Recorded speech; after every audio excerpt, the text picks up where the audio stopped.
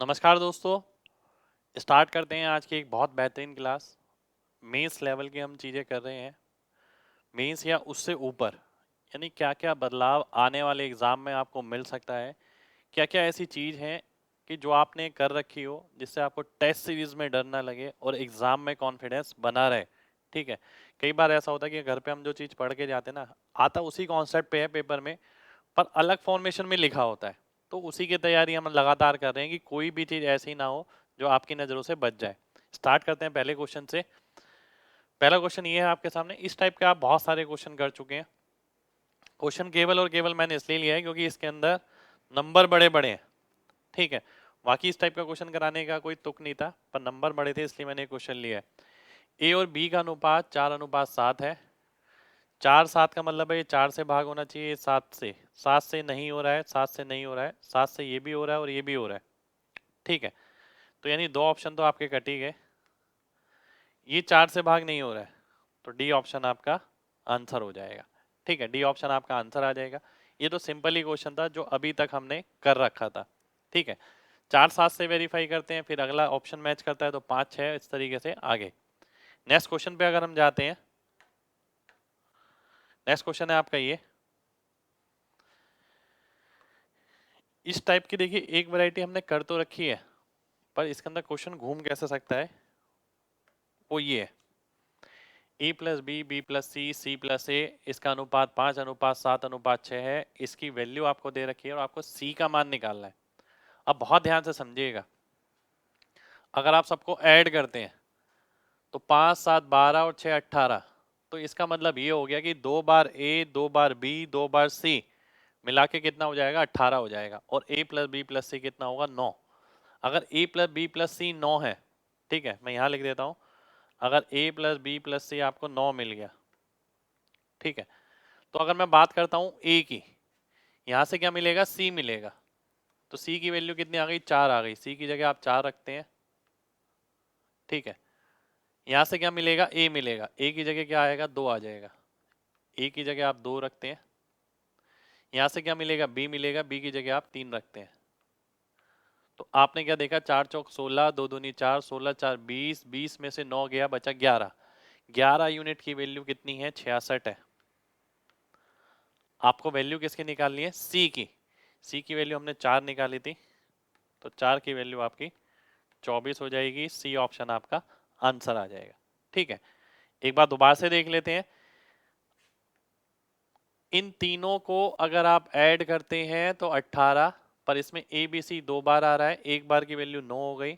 ए plus B की 5 है तो सी 4 आ गया। बी प्लस सी की 7 है तो बी 2, ए 2 आ गया। सी प्लस ए की 6 है तो बी 3 आ गया। 2 दूनी 4, 4 चौक 16, 16 4 20, 20 में से 9 गया 11। 11 यूनिट की वैल्यू 66 है। आपको निकालनी है सी की वैल्यू, जो कि 4 ली थी आपने। 4 की वैल्यू आपकी 24 हो जाएगी, 6 गुना हो जाएगी। नेक्स्ट क्वेश्चन पे आएंगे। इस टाइप का एक क्वेश्चन लगातार एग्जाम में आ रहा है, और मैं चाहता हूं कि करंट मेंस में भी इस टाइप का अगर क्वेश्चन आता है तो आप तुरंत कर पाए। इसमें आपसे पूछा गया, देखिए इसके अंदर 3 चीजें पूछ ली गई। पहला तो मीन प्रोपोर्शनल आपको पता होना चाहिए, दूसरा थर्ड प्रोपोर्शनल आपको पता होना चाहिए, और तीसरी चीज उसको रेशियो करके कैलकुलेट करना है। आपने देखा मीन प्रोपोर्शनल इसका, जो कि रूट ए बी होता है, मैं डायरेक्ट लिखूंगा 4.8 इंटू 10.8। ठीक है, ये आपने लिख दिया। थर्ड प्रोपोर्शनल, थर्ड प्रोपोर्शनल क्या होता है? दूसरी वाली संख्या का स्क्वायर बटा ये। अब ध्यान से देखिए, अगर दूसरी वाली संख्या का स्क्वायर करेंगे 2.4 इंटू 2.4 डिवाइड बाई 0.4, तो 2.4 इंटू 6 आ गया। ठीक है।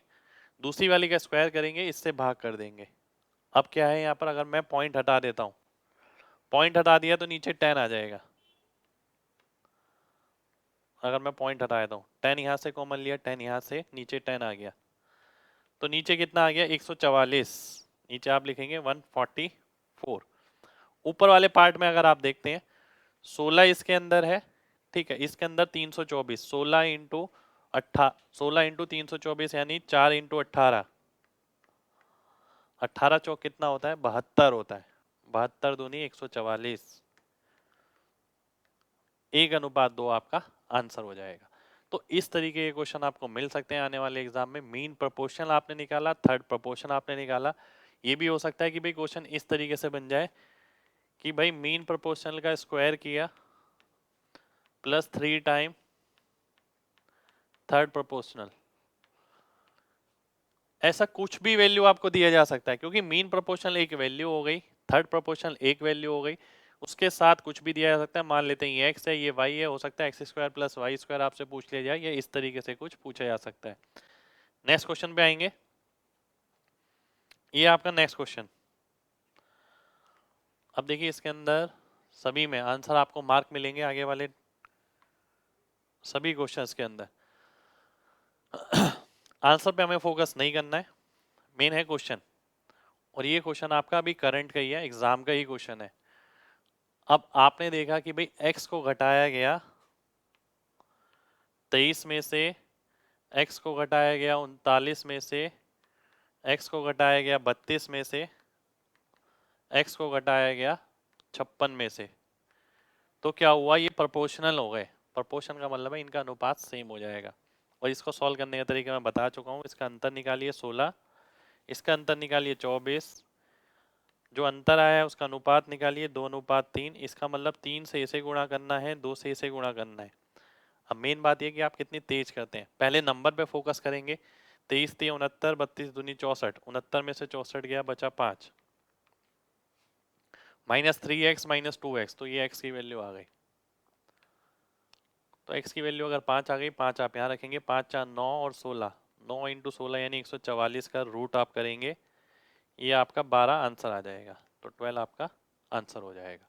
ठीक है, ये एग्जाम का ही क्वेश्चन है, 2018 प्री का क्वेश्चन है बेसिकली ये। ठीक है, पर मैं चाहता हूं कि इस टाइप के क्वेश्चन आपने पहले से देख रखे हो, ऐसा ना हो कि पेपर में फर्स्ट टाइम आप देख रहे हैं।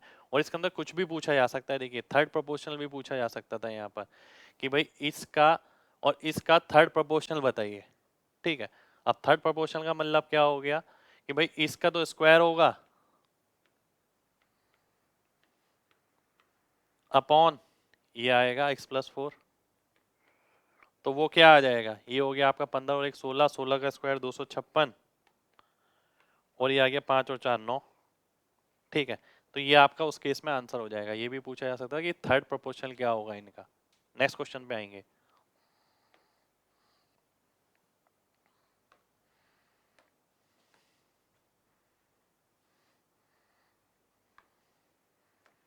ये आपका नेक्स्ट क्वेश्चन है।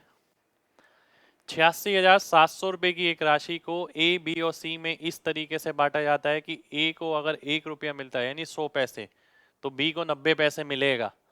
यानी ए और बी का अनुपात अगर आप देखें तो 9:10 आ गया। ठीक है, और अगर बी को उल्टा लिख दिया मैंने, रुक जाइए। इसका मतलब ये हो गया कि भाई ए को अगर 10 रुपए मिलेंगे तो बी को 9 रुपए मिलेंगे, और अगर बी को 10 रुपए मिलते हैं तो सी को 110 रुपए मिलेंगे। ठीक है, यानी ये 11 आ गया, इसको 10 तो इसे 11। अब अगर आप रेशियो निकालते हैं तो ये क्या हो गया, इसे 10 से गुणा कर देंगे, 100 90 और 99, ये रेशियो आ गया। अब यहाँ पर आपसे बोला गया कि बी का हिस्सा आपको निकालना है, बी का हिस्सा निकालना है, और तीनों का आपको दे रखा है। तीनों का कितना हो गया 289, जिसकी वैल्यू कितनी हो गई 86700। 90 की वैल्यू आपको निकालनी है। ठीक है, अब इस टाइप के क्वेश्चन में जब हमने यूट्यूब पर भी पढ़ा था, मैंने आपको बताया था यूनिटरी मेथड लगाना है। जीरो आपको देखने, जीरो से मतलब नहीं है। आप देखिए 9 है, ये 7 है, कितनी बारी में आएगा, 3 बारी में जाएगा। तो इसका 3 गुना कर दिया 270, आगे 2 जीरो लगा दिए, तो बी ऑप्शन मेरा आंसर आ जाएगा। ठीक है, अच्छा क्वेश्चन था। नेक्स्ट क्वेश्चन पे आते हैं। ये आपका नेक्स्ट क्वेश्चन।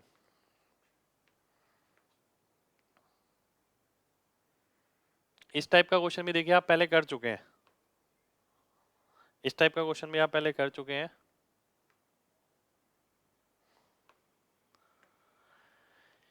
एक राशि को 9:8:6 में बांटा जाना चाहिए था, परंतु उसे 1/9, 1/8, 1/6 में बांट दिया गया, जिसके कारण बी को 1000 रुपए की हानि हुई तो टोटल मनी बताना है आपको, कितना डिस्ट्रीब्यूट हुआ।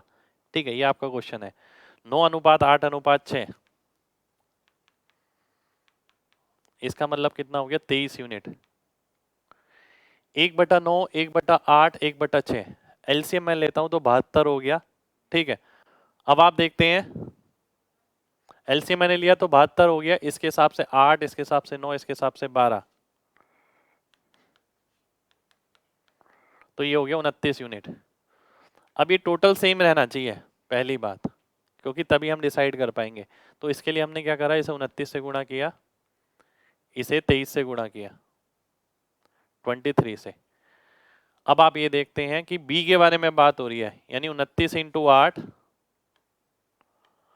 माइनस 23 इंटू 9, 23, 23 इंटू 9, इसकी वैल्यू आपको दे रखी है 1000 रुपए, और आपको वैल्यू किसकी निकालनी है, अमाउंट डिस्ट्रीब्यूटेड। 23 इंटू 29 की वैल्यू निकालनी है आपको। अब देखिए, अगर मैं डीएस लगाता हूं, इसके अंकों का योग क्या हो गया, 0 हो गया, इसके अंकों का योग 2 8 16 यानी 7, नीचे 7 है तो ऊपर 4 आएगा। इसके अंकों का योग अगर देखते हैं, 9 कट गया, 5 दूनी 10 यानी 1, तो जिसके अंकों का योग 4 होगा वही ऑप्शन आपका आंसर हो जाएगा। अब आप यहाँ देख सकते हैं मैंने पूरा सॉल्व नहीं किया इसे, ऐसे नहीं कि आप पूरा इसे मल्टीप्लाई कर रहे हैं, पूरा इसे मल्टीप्लाई कर रहे हैं, फिर पूरा इसे मल्टीप्लाई कर रहे हैं, फिर सॉल्व कर रहे हैं। ठीक है, अगर आपको डिविजिबिलिटी अच्छे से आती है तो 23 और 29 का मल्टीपल भी आप चेक कर सकते हैं। तो अंकों का योग 4, ये हो गया 3, ये हो गया 9, ये हो गया 5, और ये हो गया 4, तो डी ऑप्शन आपका आंसर हो जाएगा। ठीक है, तो काफी अच्छा क्वेश्चन था। देखिए, ये भी इस टाइप की कैलकुलेशन जरूर मिल सकती है, कैलकुलेटिव क्वेश्चन है। नेक्स्ट क्वेश्चन पे आएंगे। ये आपका नेक्स्ट क्वेश्चन और बहुत अच्छा क्वेश्चन है। ठीक है, काफी अच्छा क्वेश्चन है। क्वेश्चन क्या कह रहा है, क्लब का प्रत्येक सदस्य क्लब के सदस्यों की संख्या के बराबर रुपए तथा पैसे योगदान देता है, और यदि कुल योगदान 36 रुपए हो गया तो आपको बताना है क्लब में सदस्यों की संख्या कितनी है। जितने वो पैसे देता है उतने ही रुपए देता है। ठीक है, प्रत्येक व्यक्ति, अगर आप देखते हैं जितने पैसे देता है उतने रुपए देता है और उतने ही लोग हैं, इस टाइप का क्वेश्चन बना के बिल्कुल भी नहीं करना है आपको, केवल और केवल ऑप्शन से करना है। अब जैसे कि मैं ये वाला ऑप्शन ले लेता, मान लेते हैं 50, अगर 50 लोग हैं तो 50 रुपए 50 पैसे, हर व्यक्ति इतना देगा, जितने नंबर ऑफ पीपल हैं उतने ही पैसे दे रहे हैं और उतने ही रुपए दे रहे हैं, 50 रुपए और 50 पैसे।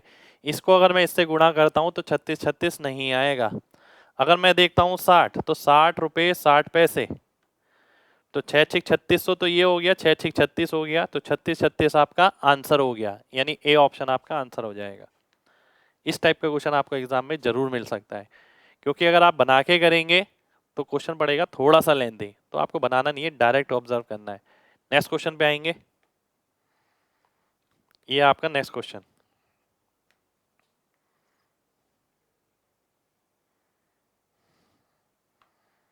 और काफी अच्छा क्वेश्चन है। इस टाइप का एक क्वेश्चन हमने पहले भी देख रखा है, अब इस क्वेश्चन के अंदर थोड़ा सा मॉडिफिकेशन किया है, आइए वो देख लेते हैं। ठीक है, एक बार मैं डाटा चेक कर लेता हूं। डाटा ठीक है बिल्कुल। अब आप देखते हैं ध्यान से, अर्थ के सरफेस पर मान लेते हैं ये अर्थ ले लिया आपने।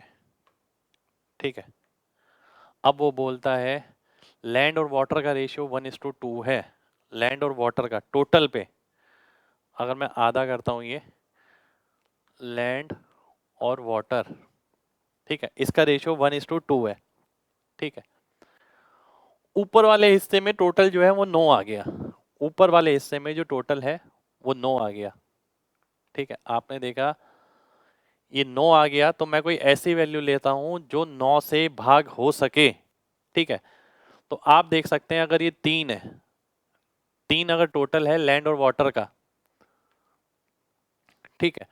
अगर मैं इसे 90 से ही गुणा कर देता हूँ मान लेते हैं, ठीक है, 9 से गुणा करेंगे 27 हो जाएगा, पर आधा आधा करेंगे तो थोड़ा डेसिमल में आ जाएगा। आपने क्या करा, 90 से गुणा कर दिया, 90 से गुणा करने पे क्या हुआ, 270 हो गया। 270 का मतलब 90 ये हो गया और 180 ये हो गया, ठीक है, 90 ये हो गया और 180 ये हो गया। अब आगे आप देखते हैं, ऊपर वाले हिस्से में 270 का आधा हो गया 135, 135 ऊपर 135 नीचे। जो उत्तरी गोलार्ध है उसमें 2:7 में है, तो 9 की वैल्यू अगर 135 है यानी 15 गुना, तो लैंड कितना हो गया 30 हो गया और वाटर कितना हो गया 105 हो गया, ठीक है। अब साधन जो दक्षिण गोलार्ध है उसका भी आधा किया गया, आधा इधर और आधा बच गया। अब आधा अगर आप करते हैं तो 135 का आधा आपको करना पड़ेगा, यानी 67.5, 67.5, 67.5 यहाँ बचेगा, 67.5 यहाँ बचेगा। अब आप यहाँ एक चीज देख पा रहे हैं कि भाई, यहाँ एक चीज देख पा रहे हैं आप कि भाई 5 यूनिट की वैल्यू अगर 67.5 है, 5 यूनिट की वैल्यू 67.5 है, तो ये कितने गुना हो गई, 13.5 गुना हो गई। इसका 13.5 गुना करेंगे और इसका भी 13.5 गुना करेंगे। इसका 13.5 गुना करा हमने 27 आ गया, इसका करेंगे 40.5 आ जाएगा, 40.5, तब जाके 67.5 हो जाएगा। इधर के बारे में आपसे पूछा है लैंड और वाटर का। अब आप देखते हैं 30 और 40 70, तो ये कितना बचा, अगर आप देखते हैं ये 30 हो गया, ये 40 हो गया, 70.5, ठीक है। नेट ये कितना बचा, ये बचा आपका 19.5। एक बार दोबारा से देख लेते हैं, ये एक बार ध्यान से देखते हैं कि भाई अगर ये 3 यूनिट की वैल्यू 270 है, ठीक है, आपने 270 ले लिया, इसका मतलब 90 यहाँ पर, 180 यहाँ पर, टोटल अगर 270 है तो 90 यहाँ पर, 180 यहाँ पर, ठीक है। अब आप एक चीज देखते हैं यहाँ पर कि भाई 270 का आधा 135 यहाँ आ गया, 135 यहाँ आ गया, 135 और 135 में आपने डिवाइड कर लिया। अब आप यहाँ पर देखते हैं कि भाई 135 में ये कितना होगा, आपने देखा 9 यूनिट की वैल्यू 135 है यानी 15 गुना, तो 15 दूनी 30, 15 सत्ते 105। अब आप नीचे आते हैं, 135 का अगर आप आधा करते हैं 67.5 हो गया, ठीक है, 67.5 आपने किया यहाँ पर, 67.5 आपने यहाँ पर किया। अब यहाँ पर आप देखते हैं कि भाई ratio of land and water, land और वाटर का रेशियो आपको दे रखा है, ठीक है, जो आपने यहाँ पर देखा कितना है 3:2। अब 5 यूनिट की वैल्यू अगर 67.5 है, ध्यान से समझिएगा, 5 यूनिट की वैल्यू अगर 67.5 है, 1 यूनिट की वैल्यू अगर मैं निकालता हूँ 13.5, 13.5 को अगर मैं 3 से गुणा करता हूँ 40.5 आ गया, ठीक है, 13.5 को मैं 2 से गुणा करता हूँ 27 आ गया। ये ठीक था अभी तक, यानी 67.5 में अगर आप बात करें, अब अगर आप टोटल देखते हैं 40 और 30 70, 70 और 0.5 70.5, यानी 19.5 ये बच गया आपका, ठीक है। इसी तरीके से आप यहाँ देखते हैं 105 और 27 132, या तो आप यहाँ से देखें या आप यहाँ से भी देख सकते हैं, ठीक है। अगर 19.5 ये बच गया तो कितना बचा आपका 48 ये बच गया, ठीक है। अब अगर आप काटते हैं तो ये रेशियो कितना आ गया, आपको निकालना है किसका, वाटर और लैंड का, तो 48 96:39, 3 से अगर मैं काटता हूं तो 32:13 हो जाएगा, तो यानी ए ऑप्शन मेरा आंसर हो जाएगा। तो काफी सारी कैलकुलेशन है, पर एक आइडिया है आपके लिए कि भाई पूरी अगर लैंड है, इसके अंदर आधा हिस्सा ऊपर आधा हिस्सा नीचे, ठीक है। अभी तक ये क्वेश्चन हम कर चुके थे, इसका भी आधा हिस्सा इधर कर दिया, इस वाले में पूछ लिया गया, तो ऐसा भी क्वेश्चन आपको मिल सकता है। नेक्स्ट क्वेश्चन पे आएंगे, ये है आपका next question.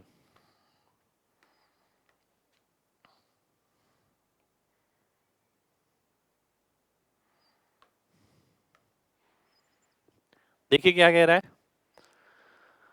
Percentage of selected candidate was 60%। देखिए जो अंतर दिया गया है वो टोटल का और सिलेक्टेड का दिया गया है, ठीक है, टोटल का और सिलेक्टेड का। अगर आप टोटल और सिलेक्टेड ले लेते हैं 60%, यानी अगर ये 5 हो गया तो ये 3 हो गया, ठीक है। जो अभी तक क्या होता था, अभी तक आपको रेशो की फॉर्मेशन में दिया जाता था कि ये 5:3 है, इतने पास हुए, इतने और ने आवेदन किया तो अनुपात ये हो गया। वही क्वेश्चन परसेंटेज में चेंज हो गया। बाद में क्या कह रहा है कि भाई ये बिफोर है, ये नाउ है, ठीक है, ये बिफोर है, ये नाउ है। अब आप ये देखते हैं कि percentage of unselected candidate is 60%। जो अनसिलेक्टेड है वो 60% हो गया, यानी अनुपात बदल के कितना हो गया, 5:2 हो गया। यानी सिलेक्टेड कितने होंगे, 40% होंगे। ऐसा कब हुआ, जब 70 और ने आवेदन किया। टोटल में संख्या जो बढ़ गई है 70 बढ़ गई, इसलिए यहाँ नेगेटिव आएगा, क्योंकि ये वाली संख्या पहले वाली से बड़ी है, इसलिए -70 आ गया। इसी तरीके से आप यहाँ देखते हैं 50 लेस सिलेक्टेड, तो यहाँ +50 आ जाएगा। अब क्रॉस प्रोडक्ट हमने पढ़ा ही है, उसी से आपको डायरेक्ट आंसर निकालना है। आपने देखा 5 दूनी 10, 5 तिया 15, 15 और 10 में अंतर हो गया 5 यूनिट का। इसकी वैल्यू 250 और 140, 390। इसका मतलब 5 यूनिट की वैल्यू 390 आ गई। और आपको क्या निकालना है, टोटल बच्चे जिन्होंने अप्लाई किया वो है ये, यानी 5 यूनिट, तो 390 आपका आंसर हो जाएगा, ठीक है। तो जहां भी रेशियो का इस्तेमाल होता था वहां परसेंटेज का इस्तेमाल हो सकता है, जहां भी परसेंटेज का इस्तेमाल होता था वहां रेशियो का इस्तेमाल हो सकता है, क्योंकि आप किसी भी परसेंटेज को रेशियो में कन्वर्ट कर सकते हैं, किसी भी रेशियो को परसेंटेज में कन्वर्ट कर सकते हैं। नेक्स्ट क्वेश्चन पे आएंगे। ये है आपका नेक्स्ट क्वेश्चन, और अच्छे क्वेश्चन में से है ये। किसी हॉस्टल का खर्चा कुछ तो वेरिएबल है और कुछ फिक्स्ड है, यानी किसी हॉस्टल में अगर आप जाते हैं तो उसका जो खर्चा हो रहा है, तो वो कहते हैं कि भाई इतना खर्चा तो हमारा फिक्स है मेंटेन रखने के लिए, बाकी का जो बचा हुआ खर्चा है वो विद्यार्थियों पे सीधा निर्भर करता है, ठीक है। अब जब 8400 रुपये का खर्चा था 120 बच्चों का, और 10,000 रुपये का खर्चा था 150 बच्चों का, ठीक है, तो आपको बताना है 330 बच्चों का कुल खर्चा कितना होगा। इसमें सबसे पहली बात तो ये है कि जो फिक्स पार्ट है वो दोनों में कॉमन है, इसके अंदर भी फिक्स पार्ट है, इसके अंदर भी फिक्स पार्ट है। अगर इसमें से इसे आप घटा देते हैं तो 1600 रुपये आ गया। तो इससे आपको ये पता लगा कि भाई 30 बच्चों का जो खर्चा हो रहा है वो हो रहा है 1600 रुपये। 30 बच्चों का, ये वो खर्चा है जो बच्चों का खर्चा, बच्चों पे खर्चा है, फिक्स वाला खर्चा नहीं है। फिक्स वाला आपने हटा दिया इसके अंदर से। अब आपने ये देखा कि 30 बच्चों का 1600 है, तो 330 बच्चों का कितना होगा, यानी 11 गुना। 11 गुना इसका करेंगे 176 हो गया, यानी 17600, ठीक है। पर ये कौन सा खर्चा है, ये तो बच्चों पे खर्चा, जो बच्चों से खर्चा हो रहा है, ठीक है। अब आपने ये देखा कि इसके अंदर फिक्स वाला पार्ट तो रह ही गया। 30 बच्चों का अगर खर्चा 1600 रुपये है, 120 बच्चों का खर्चा कितना हो जाएगा, 6400 रुपये। 1600 का 4 गुना, तो 6400 रुपये खर्चा हो गया इनका। 8400 रुपये है टोटल, जिसका मतलब है 2000 रुपये का जो खर्चा है वो फिक्स है। तो 2000 रुपये आप इसमें और जोड़ देंगे, 19,600 रुपये आपका आंसर आ जाएगा, ठीक है। तो 19600 आपका आंसर हो जाएगा। देखिए कई बच्चे ना इसे इस तरीके से भी करते हैं, मैं नहीं चाहता आप इसे इस तरीके से करें कि भाई 8400 इक्वल्स टू ये फिक्स आ गया प्लस के इंटू 120। फिर दूसरा बच्चा दूसरी इक्वेशन लिखता है बच्चा इस तरीके से 10,000 इक्वल्स टू फिक्स प्लस के इंटू 150। फिर इसे सब्ट्रैक्ट करेंगे, के लिए सॉल्व करेंगे, फिर यहाँ रखेंगे, फिर एफ के लिए सॉल्व करेंगे, फिर ये वाली वैल्यू निकालेंगे। ऐसा नहीं करें तो ज़्यादा बेटर है। नेक्स्ट क्वेश्चन पे आएंगे। नेक्स्ट क्वेश्चन है आपका ये,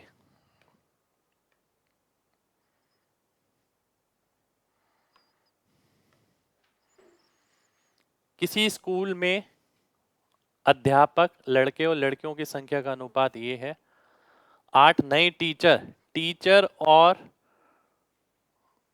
8 नए अध्यापक ऐड होते हैं और 9 लड़कियां छोड़ के चली जाती हैं, तो अनुपात ये हो जाता है टीचर और स्टूडेंट का। तो टीचर और स्टूडेंट का ही अनुपात हम पहले लेते हैं। पहले टीचर और स्टूडेंट का अनुपात था 1:12, बाद में हो गया 1:7। ठीक है, पहले 1:12 था, बाद में 1:7 हो गया। ऐसा कब हुआ?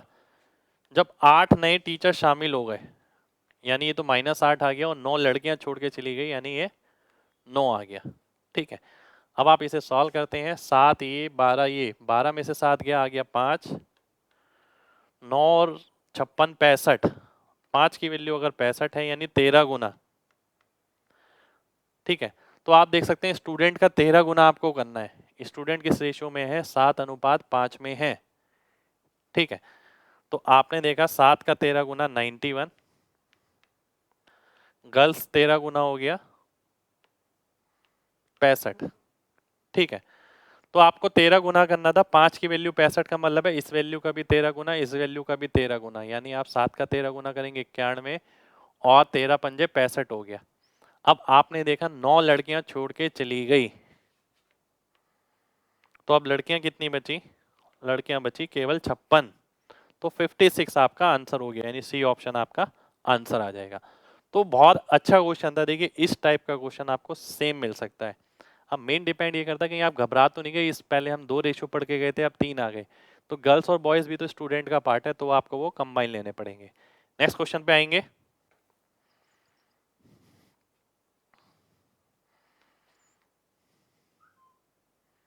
देखिए जो जो अलग टाइप के क्वेश्चन है ना, केवल वो ही इन सब लेक्चर्स में हम डिस्कस कर रहे हैं।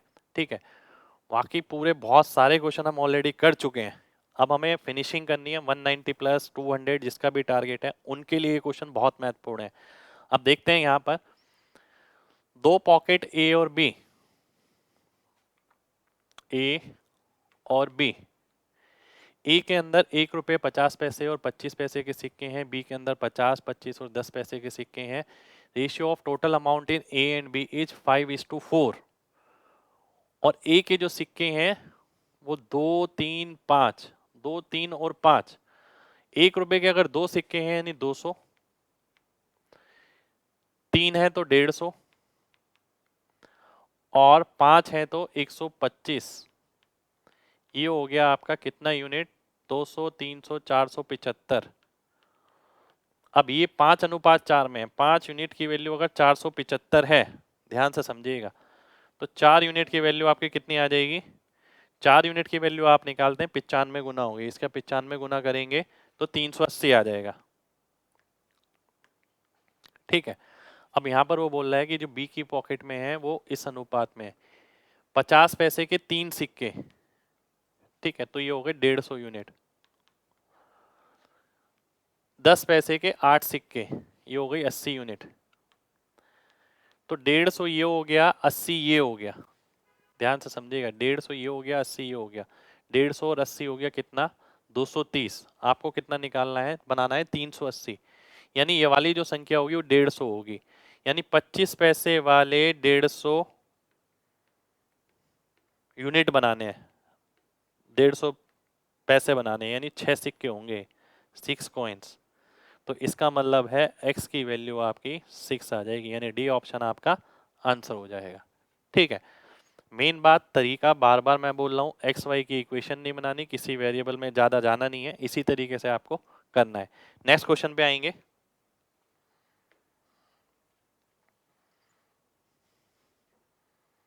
ये आपका नेक्स्ट क्वेश्चन, एक सेकंड रुक जाइए। हाँ, ये नेक्स्ट क्वेश्चन है।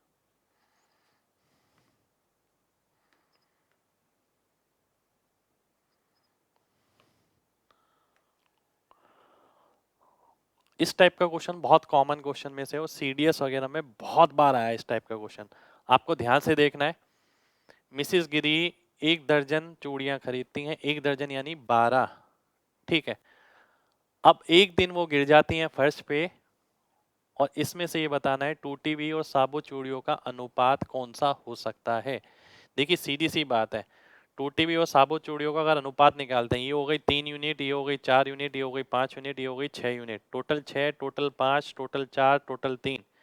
तो जो 12 को भाग नहीं करेगा, ठीक है, क्योंकि टूटी हुई चूड़ी और बिना टूटी हुई चूड़ी वो इंटीजर वैल्यू हो सकती है, इंटीजर वैल्यू के अलावा ये कुछ नहीं हो सकता, इसलिए आप देखते हैं कि ये 5 से भाग नहीं हो रहा, तो ये पॉसिबल नहीं है, सी ऑप्शन आपका आंसर आ जाएगा। ठीक है, नेक्स्ट क्वेश्चन पे बढ़ते हैं।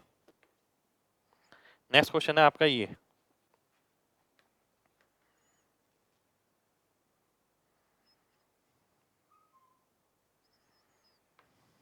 एक बार मैं डाटा चेक कर लेता हूं इसका।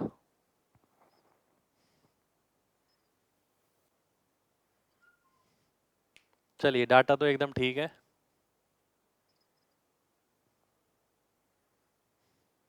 आइए देखते हैं। एक इंजन इतनी गति से मूव करता है, इतनी गति, अगर इसे किलोमीटर पर आवर में करते हैं तो 3.6 से गुणा कर देते हैं। 3.6 से अगर मैं इसे गुणा करता हूं, ठीक है, तो 3 इंटू 3.6 1.2, 1.2 इंटू 20 24, तो मैं बोलूंगा 24 किलोमीटर पर आवर ये इसकी स्पीड है। ऐसी मैं इसे कन्वर्ट कर देता हूं, 3.6 से गुणा करूंगा ये 20 किलोमीटर पर आवर आ जाएगा। ठीक है, ये 20 किलोमीटर पर आवर आ गया। अब देखिए क्या कहता है, रिडक्शन जो है वो डायरेक्टली प्रोपोर्शनल है किसके, स्क्वायर रूट ऑफ डब्बों के।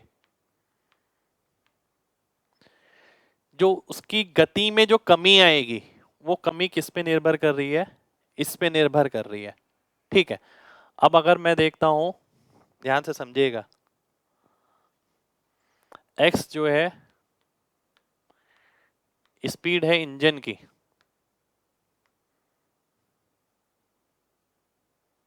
ठीक है, अगर x हो गई स्पीड इंजन की और इसके अंदर ये बिना डब्बे के है, ठीक है, अगर मैं स्पीड ऑफ ट्रेन निकालता हूं,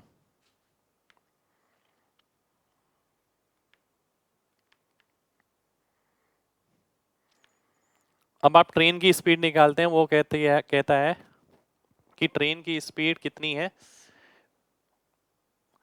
ये तो उसकी है इंजन की 24 किलोमीटर प्रति घंटा। ठीक है, और जब 4 डब्बे लगा दिए जाते हैं तो रिडक्शन कितना होगा, रिडक्शन हो गया आपका k रूट डब्ल्यू। ठीक है, रिडक्शन आपका इस पे डिपेंड कर गया, तो k रूट 4। ठीक है, और जब इसकी स्पीड हो गई कितनी, 20, ध्यान से समझिएगा, 24 किसकी थी, इंजन की स्पीड थी।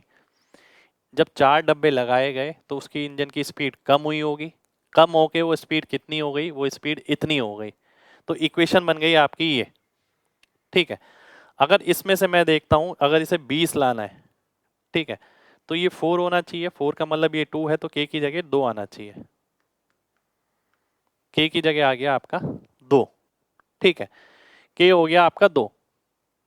अब आगे बढ़ता हूं मैं, अब देखिए क्या कह रहा है, अधिकतम वो कितने डब्बे खींच सकता है, अधिकतम कितने डब्बे खींच सकता है। ठीक है, अब आप ये देखते हैं कि भाई स्पीड ऑफ ट्रेन,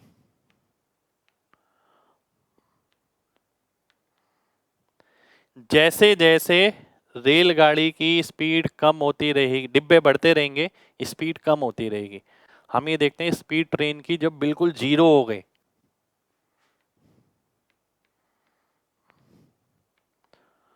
तो उसने इसमें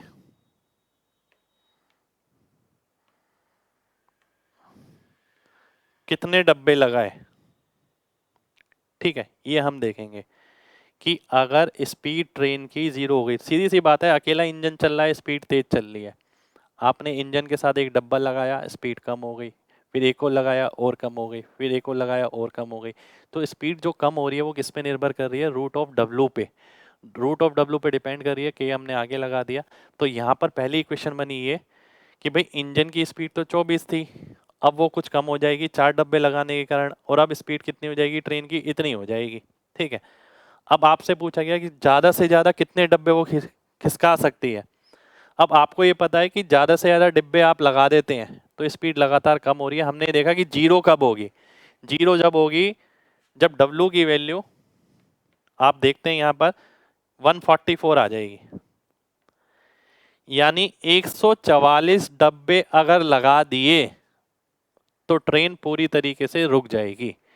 तो अधिकतम यहाँ पर क्या पूछा गया है, ग्रेटेस्ट नंबर ऑफ वैगन्स, यानी याद कीजिए कि इंजन में अधिकतम कितने डब्बे खींचे जा सकते हैं, तो वो कितना आएगा 143 आ जाएगा। ठीक है, क्योंकि 144 पे तो ट्रेन ही रुक गई, तो उसने खींचा क्या, तो मैक्सिमम वो 143 डिब्बे खींच सकती है। तो ये काफी अच्छा क्वेश्चन है, काफी टेस्ट सीरीज वगैरह में रिपीट रहता है इस टाइप का क्वेश्चन, इसलिए यहाँ पर कराया गया। नेक्स्ट क्वेश्चन पे आएंगे।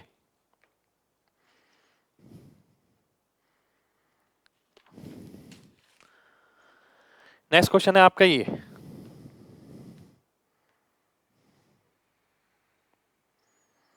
यदि ए बी और सी, यदि ए बी और सी तीन पॉजिटिव इंटीजर है, ए और बी का अनुपात 3:4 है, बी और सी का 2:1 है। पहले तो इसे ही इक्वल कर देते हैं हम। ठीक है, 3:4 है, 2:1 है, इसे 4 बना देता हूं मैं, तो इसे 2 बन जाएगा। 3:4 2 हो गया, यानी 9 से भाग होना चाहिए A B C. A B C 9 से किस में भाग हो रहा है, ये नहीं हो रहा, ये नहीं हो रहा, ये नहीं हो रहा।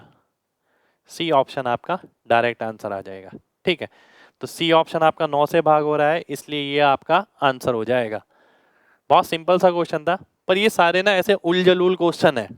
ठीक है, इस टाइप के क्वेश्चन करने बहुत ज़्यादा जरूरी है, कहीं ऐसा ना हो कि टेस्ट सीरीज में आप देख रहे हैं या किसी और के कंटेंट में आप देख रहे हैं, तो वहां पर आपको देख के आपको लग रहा है कि भाई ये तो क्वेश्चन बहुत अलग है। और मेन मैटर क्या करता है, क्वेश्चन बहुत बड़ी बात नहीं होती, मेन डिपेंड करता है आपका सॉल्यूशन कैसा है। और कोई भी क्वेश्चन ऐसा है जिसका सॉल्यूशन छोटे से छोटा है, वो सभी आपके एग्जाम में मिल सकते हैं। नेक्स्ट क्वेश्चन पे आएंगे। नेक्स्ट क्वेश्चन है आपका ये,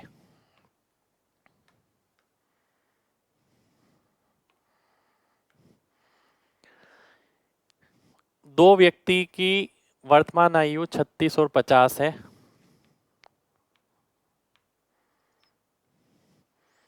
n वर्ष के बाद इनकी आयु का अनुपात 3:4 हो गया। अब देखिए, दो व्यक्ति की जो आयु में अंतर होता है वो हमेशा समान रहता है, सबसे पहली चीज। तो आपने देखा यहाँ अंतर कितना है, 1 यूनिट का। 1 यूनिट 14 के बराबर, यानी ये 42 हो गया, ये 56 हो गया। और ऐसा कितने वर्ष बाद हुआ, 6 वर्ष के बाद। तो सी ऑप्शन आपका आंसर हो जाएगा, 6 ईयर आपका आंसर आ जाएगा। ठीक है, उम्मीद करता हूँ ये भी सभी को समझ आ गया होगा। नेक्स्ट क्वेश्चन पे चलते हैं।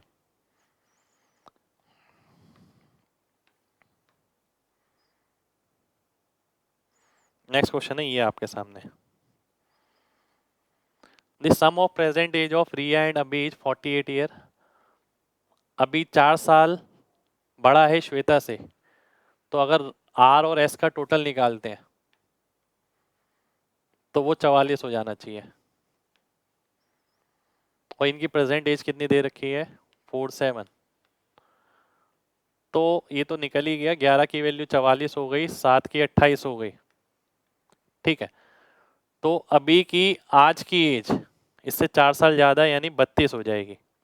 और पूछी गई है इसकी एज 2 साल पहले, तो 2 साल अगर आप घटाते हैं तो 30 वर्ष आपका आंसर आ जाएगा, यानी 30 आपका आंसर हो जाएगा। ठीक है, उम्मीद करता हूँ सभी को ये क्लियर हो गया होगा। चलिए, तो देखिए आज की क्लास में हम इतना ही करेंगे। कोशिश करी मैंने कि कुछ और कंटेंट ऐसा जो मेंस लेवल का, जो दिमाग खोल के रख दे, ऐसा कंटेंट देने की कोशिश करी है। लगातार क्लासेस जारी हैं इसकी। ठीक है, सभी की क्लासेस आएंगी, पर आपको ये करना है, लगातार फॉलो करना है और चीज़ों को ध्यान से समझना है। ऐसा नहीं है कि आप केवल क्वेश्चन याद कर गए या आंसर याद कर गए, ऐसा बिल्कुल नहीं होना चाहिए। ठीक है, तो आज के लिए इतना ही करेंगे, आगे नेक्स्ट सेशन में करेंगे।